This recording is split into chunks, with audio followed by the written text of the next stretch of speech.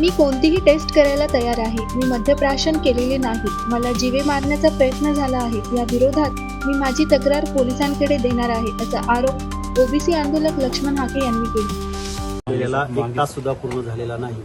माझ्याबरोबर police department आहे, कायदा आणि सुव्यवस्था बघणारं, आणि ते बघून घेतील, मेडिकल होईल, आणि ज्यांनी माझ्यावरती आरोप केलेले आहेत त्या आरोपाची शहानिशा डिपार्टमेंट करेल. आणि असे आरोप करून एक 25 ते 50 मुलांचा मॉब तुम्ही मीडियावरती पूर्ण महाराष्ट्रानं बघितलेला आहे. दोन्ही बकोट्या पकडल्या होत्या, माझ्या मानगुटी पकडलेली होती, आणि मला जीवे मारण्याचा प्रयत्न. माझी एस्कॉर्टची गाडी माझ्याबरोबर होती, आणि एक कॉन्स्टेबल म्हणजे गार्डसुद्धा होता. त्यांना फक्त मी माझ्या मित्राच्या घरात जेवत आहे, तुम्ही खाली जावा एवढं मी सांगितलं. ते गेल्या आणि त्यातला जो एक माणूस आहे तो माणूस 5 वाजल्यापासून मला अगोदर 2 जण भेटूनही गेले. माझ्यावर त्यांनी प्री प्लॅन्ड, त्यांनी पूर्व नियोजित हा कट होता, आणि जीवे मारण्याचा हा प्रयत्न होता. आणि मी आत्ता समोर आहे ना, माझ्यावर जर ड्रिंक घेतल्याचा आरोप होत असेल तर मी डिपार्टमेंट बरोबर आहे. पुढच्या गोष्टी सगळ्या होतील पूर्ण. मला बीपीचा त्रास आहे, मी गोळ्या खातोय, मला आत्ता पण मला पाण्याचं हे झालंय. पण मी आता तुमच्या समवेत आहे ना. माझ्यावर जे आरोप आहेत ते आरोप डिपार्टमेंट बघेल, टेस्ट होतील, मेडिकल तर चुकीचं बोलणार नाही. त्यामुळे मी या सगळ्या गोष्टीला मी कुठं पळून नाही गेलेलो, मी कुठं गायब नाही झालेलो. मी डिपार्टमेंट बरोबर आहे. आता तुमच्यावर एक दुसरा आरोप होतोय. मी कुठल्याही गोष्टीला तयार आहे. मी पोलीस डिपार्टमेंट पासून कुठेही पळून गेलेलो नाही. मी इथं आता तुमच्या समोर आहे. विवेकाचा आवाज, ओबीसींचा आवाज, शोषितांचा, वंचितांचा आवाज.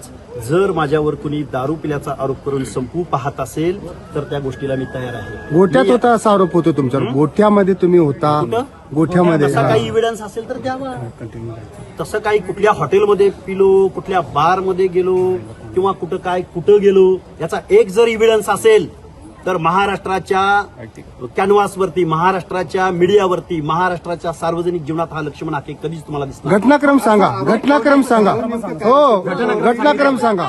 काय झालं? माझ्या घरापासून 500 ते 1000 मीटर अंतरावरती मी वॉकिंगला 5 वाजता गेलो होतो. त्यावेळी 2 इसम माझ्याशी बोलून गेले. त्याच इस्मानी मला पकडलं. त्याच इस्मानी परत काय बोललं तुम्हाला? त्यावेळी माझ्याशी नॉर्मल बोलले, गेवराईचं वगैरे असं बोलले. तो गेवराईचा माणूस आहे, तो माझ्याशी बोलला सुद्धा. आणि परत मी जिथून खाली निघतो त्या ठिकाणी 5 ते 6 4 व्हीलर आल्या, आणि तिथून बाहेर पडत असताना मोटरसायकलवर मी होतो.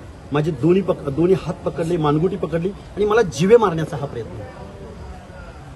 तुम्ही मद्यप्राशन केलेलं नाही, दारू घेतलेली नाही असं मी आता पोलीस डिपार्टमेंट समवेत आहे. मी तुमच्या समोर आहे. मी कुठेही पळून जात नाहीये. मी कुठेही पळून जाण्याचा प्रयत्न केलेला नाही. मी आताही पळून जाणार नाहीये. आणि मी जर ड्रिंक घेतला असेल तर 1 तासापूर्वीची गोष्ट आहे. दिसेल ना, माझ्या रक्तामध्ये दिसेल. अजून कुठं जे काही मेडिकल आहे मी आहे ना. त्यांनी 2 तपासण्याच्या मागणी केलेल्या आहेत. 2 तपासण्याच्या. मी स्वाधीन आहे नाही, तुमच्या. हाके साहेब ऐकून घ्या. त्यांनी एक ससूनची जी तपासणी आहे त्याचबरोबर एक खाजगी. मी आता तुमच्या समवेत आहे ना. मी पळून गेलोय का कुठं? त्यांनाही जीवे मारण्याचे. ठीक आहे. सर, आपली हातापाय हातापाय माझे 2 हात पकडलेले होते, मानगुट पकडलेली होती. मीडियामध्ये आहे, लाईव्ह केलेला